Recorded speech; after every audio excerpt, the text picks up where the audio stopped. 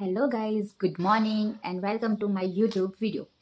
Let's talk about something very interesting, right? એવું નથી કે આજે હું તમને એ મેટર કે એ ટોપિક વિશે જ વાત કરવા માંગુ છું, પરંતુ આ એક એવું ટોપિક છે, એવી મેટર છે જે ખૂબ જ ઇગ્નોર થાય છે આપણા રોજબરોજની જિંદગીમાં. નોર્મલ જે લાઈફ છે એમાં જો તમે આ બાબતનું ધ્યાન નહીં રાખતા હોય ને તો તે તમારી લાઈફમાં સ્ટ્રેસ ઉદ્ભવ થવાનું સૌથી મોટું કારણ આ છે. Yes, time.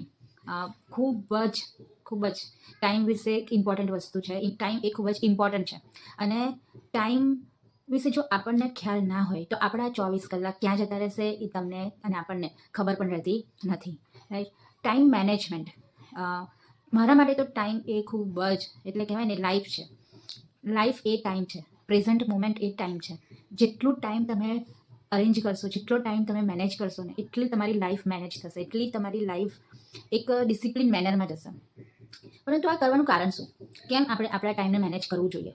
શું આપણે આપણા ટાઈમને મેનેજ ના કરીએ અને બસ આડેધડ આપણે રેગ્યુલર વેમાં જેવું કામ કરીએ છીએ, રાત્રે સૂઈ જવાનું, ખાઈને રાત્રે સૂઈ જવાનું, સવારમાં ઉઠવાનું અને પોતાના કામે લાગી જવાનું, નોકરી જતા હોય તો નોકરી કરવાની, બિઝનેસ હોય તો બિઝનેસ કરવાનો, પાછા ઘરે આવવાનું, પાછું ખાવાનું પીવાનું, સૂઈ જવાનું. જો આ જ રૂટીન લાઈફમાં આપણે જીવતા હોઈએ તો એમાં ટાઈમ મેનેજમેન્ટ ક્યાંથી આવ્યો? આપણે તો મોસ્ટલી 50% પબ્લિકને એવું જ છે, 50% લોકોને આપણે એવું જ ફીલ કરીએ. અત્યાર સુધી હું પણ એવું જ ફીલ કરતી હતી કે મારો ટાઈમ એટલે મારું જોબ, મારું ઘર, મારું ફેમિલી, મારા ફેમિલીમાં મારા ઘરના જે પણ કામ છે એ બસ એ જ મારો ટાઈમ અને એ કામ ફટાફટ પતાવી દેવાનું અને દેટ્સ ઇટ. પરંતુ એવું કરવાથી જ આપણે આપણા ટાઈમને ગવાવી દઈએ છીએ, બરાબર? જે રેગ્યુલર રિસ્પોન્સિબિલિટી આપણા બધાની છે એ રિસ્પોન્સિબિલિટીમાં આપણે એટલા બધા ખોવાઈ જઈએ છીએ કે આપણો ટાઈમ પણ ખોવાઈ જાય છે, રાઈટ? અને આપણે એટલે જ ઓર્ડિનરી પીપલની જેમ એવું વિચારીએ છીએ ને કે ટાઈમ ક્યાં જતો રહે છે ખબર નથી પડતી, ક્યાં સવાર પડીને ક્યાં રાત પડી ખબર નથી પડતી. પરંતુ હવે ખબર પાડવાની. ટાઈમ મેનેજમેન્ટ જ્યારે પણ આપણે કરીએ ત્યારે આપણને આપણા ટાઈમની ખબર હોય મારે ક્યારે શું કરવું છે. અને જ્યારે આપણને આપણા ટાઈમની ખબર હોય કે આપણે કયા ટાઈમે કયું કામ કરવું છે અને કયા ટાઈમે શું કરવાનું છે, આપણે પ્લાન કરેલું હોય આગળથી જ, તો આપણે આપણા દિવસનું ફૂલ ટુ પ્લાન કરી શકીએ, રાઈટ? એ પ્લાન કરવાનો બેનિફિટ શું? કેમ આપણે ટાઈમ મેનેજમેન્ટ કરવું જોઈએ, રાઈટ? ટાઈમ મેનેજમેન્ટ કરવાથી સૌથી ઇમ્પોર્ટન્ટ વસ્તુ એ થાય છે કે તમે સ્ટ્રેસનો ભાગ બનતા નથી. તમે ટેન્શન ફ્રી લાઈફ જીવો છો અને ટેન્શન ફ્રી લાઈફ જીવવા માટે ટાઈમ મેનેજમેન્ટ કરવું બહુ જ જરૂરી છે, રાઈટ? એક એક્ઝામ્પલ તરીકે સમજાવીએ કે એક દિવસ છે, વીકલી તમારો ઓફ છે. ચલો આપણે ધારો કે મારું જ હું ઉદાહરણ લઉં કે મારે વીકમાં એક દિવસ ઓફ હોય, રજા હોય. એ દિવસમાં મેં નક્કી કર્યું હોય કે મારા આટલા કામ પેન્ડિંગ છે, મને એટલું ઉપર છેલ્લું ખબર હોય કે મારે 5 થી 6 કામ કરવાના છે, બસ એટલું જ. દિવસ આવ્યો, રજા મળી, રજા હોય, રજાના મૂડમાં આપણે શાંતિથી બધું કામ કરીએ. પરંતુ પેલું કામ જે છે ઇમ્પોર્ટન્ટ કામ, એ તો આપણે ક્યારે કરું, મારે પેલું કામ બાકી, મારે આ કામ બાકી, ઘરનું મારું કામ બાકી રહી ગયું ને પેલું કામ કરવાનું તો રહી ગયું, બહાર જવાનું હતું, મારા ફ્રેન્ડને કોલ કરવાનો હતો. કેટલી બધી મનમાં શું કહેવાય, મનમાં ચિંતન થાય. એ ચિંતનના કારણે કેટલો બધો સ્ટ્રેસ ઉત્પન્ન થાય. સ્ટ્રેસ ઉત્પન્ન થવાના કારણે તમે કેટલા બધા ડિમોટિવેટેડ થઈ જાઓ અને તમારું કામ થાય નહીં. એ 5 થી 6 કામ કરવાના હોવાની જગ્યા પર 1 કે 2 કામ કરી તમારી રજા પૂરી થઈ જાય. પછી આપણે શું બોલીએ કે યાર રજા આવી, એક રજા આવી, એક તો શાંતિથી હું કશું કામ ના થયું, ટેન્શનમાં આખો દિવસ જતો રહ્યો, રજા ક્યાં ગતી રહી ખબર ના પડી.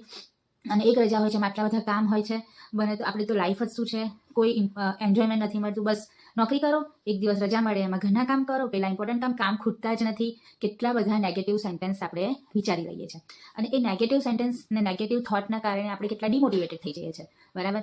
તો આ જ વસ્તુને અટકાવવા માટે આપણે ટાઈમ મેનેજમેન્ટ કરવું જોઈએ. આ જ એક્ઝામ્પલ તરીકે હું તમને લઉં, જ્યારે મેં ટાઈમ મેનેજમેન્ટ કર્યું હોય તો 2 થી 3 દિવસ પહેલાંથી મને આઈડિયા હોય કે આ દિવસે મારી રજા છે, લાઈક સન્ડે મારી રજા છે અને સન્ડે મારી રજા છે તો મારે આ 5 થી 6 કામ કરવાના છે. આ 5 થી 6 કામને મેં એક નોટમાં ઉતાર્યા હોય, નોટમાં ઉતાર્યા પ્રાયોરિટી આપી હોય કે મારે કયું કામ ઇમ્પોર્ટન્ટ છે, એ કામ મારે કરવું જ પડશે. એના માટે મારે કોઈની હેલ્પની જરૂર છે, મારે ક્યાં બહાર જવાનું છે, કયા ટાઈમે મારી બેબી કે જે છે એ સૂઈ જાય છે એનું ફટાફટ ઇઝીલી 1 કલાકનું કામ અડધા કલાકમાં પતાવીને પાછી આવી જઈ શકું છું, રાઈટ? એ બધા કામને કેવી રીતે કરવાનું અને એના માટે જે પ્લાનિંગ કરવાનું હોય, જો મેં એ કરી રાખ્યું હોય તો સન્ડે મારા માટે કેટલો ઇઝી બનશે અને મે બી 1 કલાક મને મળશે અને મારા 5 થી 6 કામ એક જ દિવસમાં પતી જશે. અને મારા માઇન્ડને એક રોડ મેપ મળશે કે 5 થી 6 કામ જે છે એ આ રીતે કરવાનું છે, આ ટાઈમમાં મારે ઘરના કામ કરવાના છે, આ ટાઈમમાં મારે ફેમિલીને ટાઈમ આપવાનો છે, આ ટાઈમ મારે આ કામ કરવાનું છે. જો આપણા માઇન્ડમાં પહેલેથી જ એ વસ્તુ હોય તો કેટલું ઇઝીલી આપણે એ કામ કરી શકીએ.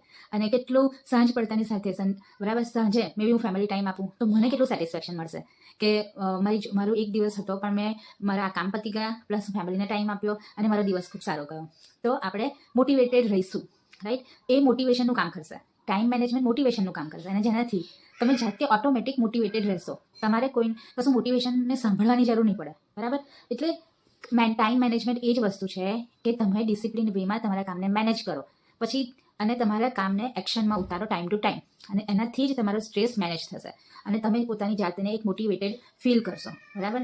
કેમ કે આપણા ટાઈમનો જો આપણને ખ્યાલ ના હોય તો કોઈ બીજાના કામથી આપણે આપણા ટાઈમને પસાર કરી નાખીશું અને આપણને ખબર પણ નહીં પડે, રાઈટ? જો તમે તમારા માઇન્ડમાં ક્લિયર નહીં હોય કે મારે વીકલી શું કરવાનું છે, મારે આ ડેમાં શું કરવાનું છે, તો તમે કોઈ બીજા કામમાં ઇઝીલી, જેમ કે તમે અત્યારે તમારું કામ ચાલી રહ્યું છે, તમારા કોઈ ફ્રેન્ડનો ફોન આવ્યો, રાઈટ? કે 2 દિવસ પહેલાં 2 દિવસ પછી આપણે એક પાર્ટીમાં જવાનું છે, પરંતુ 2 દિવસનું પ્લાનિંગ તમારી પાસે હશે કે મારે આ 2 દિવસમાં આ ઇમ્પોર્ટન્ટ કામ પતાવવાનું છે, તો તમે એ પાર્ટીને અવોઇડ કરી નાખશો, રાઈટ? કે મારે એ પાર્ટીમાં નહીં અવાય, જો મારાથી ટાઈમ મને સેટ થશે તો હું આવીશ, ને તમારે પહેલાં કામ પતાવવા પડશે. પણ એ ક્યારે થશે? જ્યારે તમે તમારા 2 દિવસનું પ્લાનિંગ કરેલું હશે. અને એટલે જ ટાઈમ મેનેજમેન્ટ બહુ જ ઇમ્પોર્ટન્ટ છે આપણી રોજિંદી લાઈફમાં. અને લાઈક મારી વાત કરું તો મારા ફેમિલીમાં કુલ 6 મેમ્બર્સ છે. 2 નાના બાળકો છે.